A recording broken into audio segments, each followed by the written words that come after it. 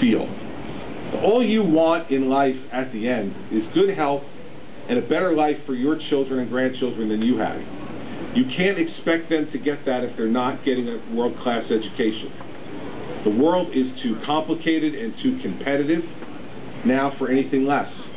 And so when I fight these fights on education, it's not because I'm angry about anything, except thinking about the fact that there are children who are going into a classroom every day and coming out of a failure factory with no way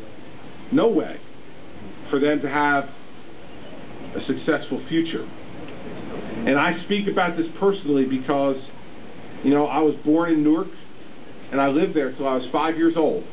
And we left during my 5th year because I was getting ready to go to kindergarten.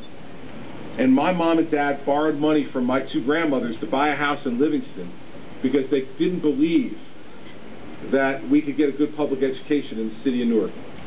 And I think they were right. And I'm willing to bet you that if I hadn't been the beneficiary of, let's borrow $2,000 from my grandmothers and moved to Livingston, I wouldn't be standing here today as governor. And what that leads me to think about is how many children today are in schools in Newark and Patterson and Jersey City, Trenton and Camden, Atlantic City, who have all of the God-given gifts to one day be standing behind a podium like this and be governor, but won't be, because we don't have the guts or the will to make adults uncomfortable to benefit the future of children. That's immoral to me and unacceptable. And it should be unacceptable to all of you who are paying the bill, by the way. Even if you don't care about the concept, you should care about the waste. I think, knowing New Jerseyans, they care about both. And we've got to work together to try to change and fix this system. Throwing more money at it anymore is not going to fix it, everybody. We have to fundamentally change the way these children learn. We have to have longer school days and longer school years.